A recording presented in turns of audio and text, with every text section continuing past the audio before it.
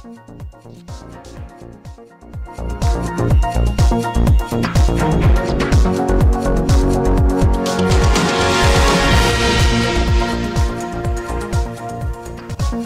নির্বাচনকে সামনে রেখে নিউজ 24 এর বিশেষ আয়োজন ভোটের খবরে স্বাগত।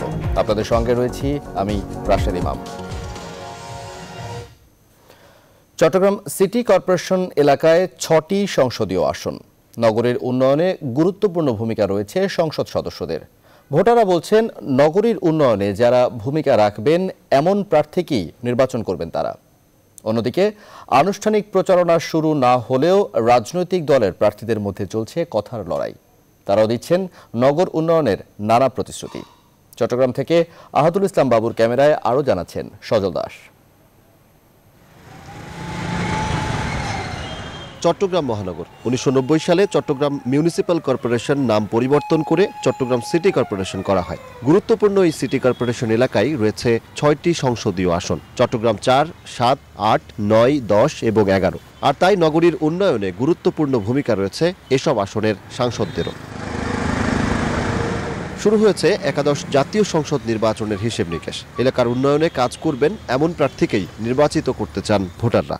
যে এমপি আমাদের সুখী থেকে পাশে থাকবে এবং যাকে আমরা সবসময় কাছে পাবো তাকে আমরা ভোট দিব। চট্টগ্রাম শহরকে যদি মডেল শহর হিসেবে আমরা পেতে চাই, সেজন্য সুযোগ্য এমপিকে আমাদের নির্বাচিত করা উচিত। নির্বাচনে সিটি কর্পোরেশন সংযুক্ত এসব আসনে ভোটের লড়াইয়ে অংশ নিচ্ছেন একাধিক হেভিওয়েট প্রার্থী। দলীয় স্বার্থ প্রধান না, জাতীয় স্বার্থ প্রধান, এবং এই জাতীয় স্বার্থ জনগণের স্বার্থ। জনগণ ভোটাধিকার প্রয়োগ করে বুলেটের চেয়ে শক্তিশালী ব্যালট প্রদান করে এদেশে গণতন্ত্র পুনঃপ্রতিষ্ঠার আন্দোলনকে জোরদার করতে চায়। বিরোধীরা 2008 সালেও তারা পরাজিত হয়েছিল এবং একই প্রার্থী। কাজে যেহেতু আমরা 10 বছর কাজ করেছি, আমি একটু আগেই বললাম জনগণ অত্যন্ত আনন্দিত, উচ্ছ্বসিত, শেখ হাসিনার জন্য প্রশংসিত। নগর উন্নয়নের নানা প্রতিশ্রুতি নিয়ে ভোটারদের কাছে যাওয়ার প্রস্তুতি নিচ্ছেন তারা। বন্দরনগরী চট্টগ্রাম হয়েছে অনেক উন্নয়ন, কিন্তু এখনও রয়েছে নানা সীমাবদ্ধতা।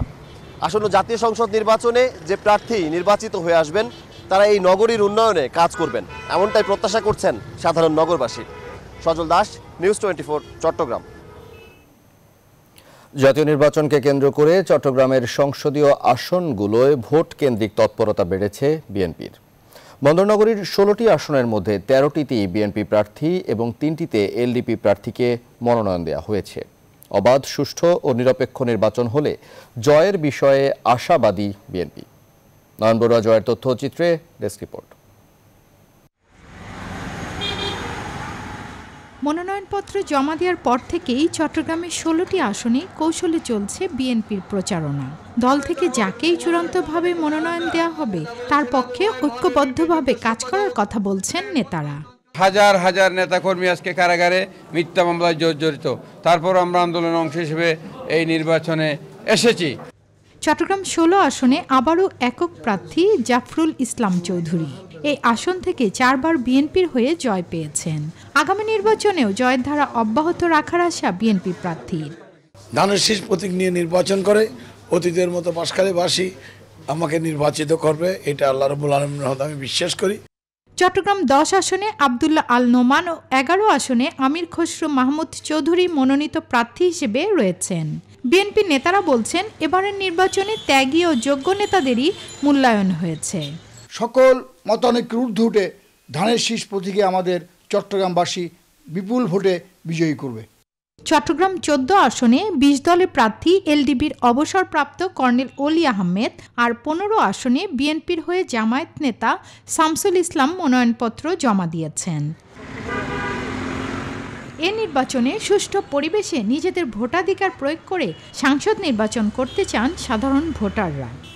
আমরা চাই যে সৎযোগ্য সৎ মানুষ যার নির্ভয় নিশ্চিন্তভাবে আমরা ভোট দিতে পারি, খুব নিশ্চিন্তভাবে এবং নিরাপদভাবে কেন্দ্রে গিয়ে ভোটটা দিতে পারি। একাদশ জাতীয় সংসদ নির্বাচনে মনোনয়নপত্র যাচাই বাছাই 2 ডিসেম্বর, প্রত্যাহার 9 ডিসেম্বর। প্রতীক বরাদ্দের পরই শুরু হবে প্রার্থীদের আনুষ্ঠানিক প্রচারণা। শান্তিপূর্ণ পরিবেশে জমে উঠতে শুরু করেছে নরসিংদীর জাতীয় নির্বাচনের প্রস্তুতি। এরই মধ্যে চূড়ান্ত মনোনয়নপত্র জমা দিয়ে মাঠে নেমেছে বড় 2 দলের প্রার্থীরা। নির্বাচনের পরিবেশ নিয়েও দু দলের প্রার্থীদের রয়েছে পাল্টাপাল্টি অভিযোগ। সুমন বর্মনকে সঙ্গে নিয়ে বিস্তারিত জানাচ্ছেন সুলতান আহমেদ।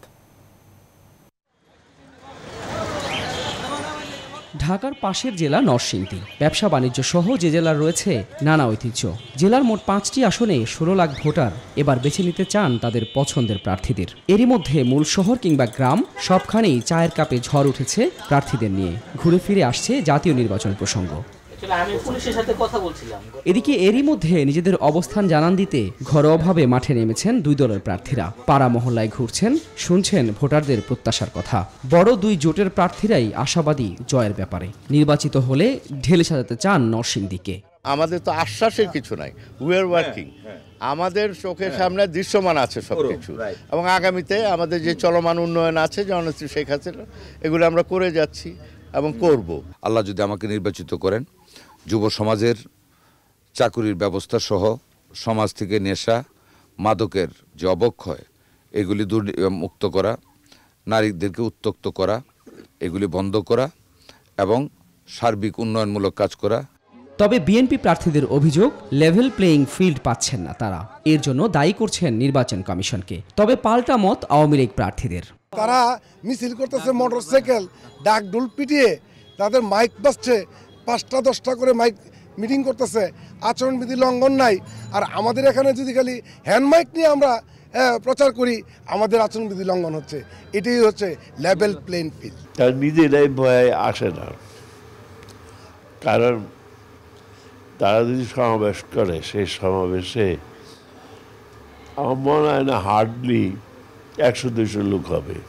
ভোটের এই শান্তিপূর্ণ পরিবেশ শেষ পর্যন্ত বজায় রাখার দাবি সব দলের প্রার্থীদের।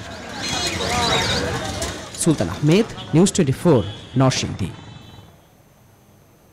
বরিশাল 3 আসনে মনোনয়ন নিয়ে এবারও মহাজোটের 2 শরিক জাতীয় পার্টি এবং ওয়ার্কার্স পার্টির মধ্যে চলছে টানাপোড়েনের সম্পর্ক।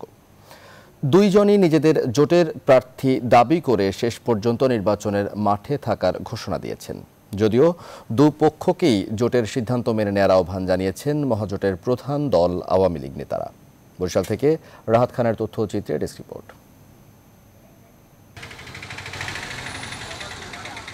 2014 সালের 10ম জাতীয় সংসদ নির্বাচনে বরিশাল 3 বাবুগঞ্জ মুলাদি আসনের মনোনয়ন নিয়ে দ্বন্দ্বে জড়ায় মহাজোটের 2 শরিক জাতীয় পার্টি এবং ওয়ার্কার্স পার্টি।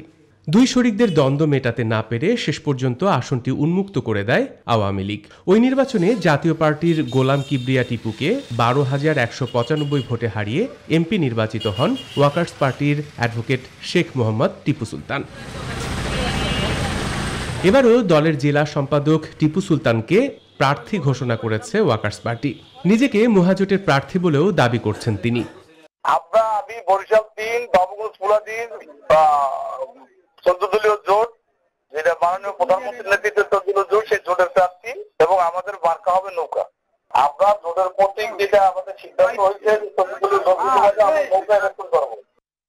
জাতীয় পার্টির প্রেসিডিয়াম সদস্য সাবেক এমপি গোলাম কিবরিয়া টিপুও এই আসনে মহাজোটের মনোনয়ন প্রত্যাশা করছেন। জোটের মনোনয়ন না পেলেও শেষ পর্যন্ত লাঙ্গল প্রতীক নিয়ে মাঠে থাকার ঘোষণা দিয়েছেন তিনি। মহাজোট হলো 2টা জোটের সমন্বয় মহাজোট। এখানে 2টা প্রতীকের একটা যেই পাবে, লাঙ্গলই পাক বা নৌকেই পাক, সেই মহাজোটের প্রার্থী। মহাজোটের সিদ্ধান্ত মেনে 2 দলের মধ্যে শেষ পর্যন্ত একজনই মাঠে থাকবে বলে আশা আওয়ামী লীগ নেতাদের। এটা হলো যার যার ব্যক্তিগত ব্যাপার, কিন্তু আমরা জোটগতভাবে বলতে চাই, যারা জোটে বিশ্বাস করে, জোট থেকে যাকে সিদ্ধান্ত দেওয়া হবে, আমরা আওয়ামী লীগ তাকেই সমর্থন করব। বরিশাল 3 আসনে মনোনয়নপত্র জমা দেয়নি আওয়ামী লীগের কোনো প্রার্থী। তবে এই আসনে প্রতিদ্বন্দ্বিতা করবেন 8 জন। এই ছিল ভোটের খবরের এখনকার আয়োজনে। ধন্যবাদ এতক্ষণ সাথে থাকার জন্য।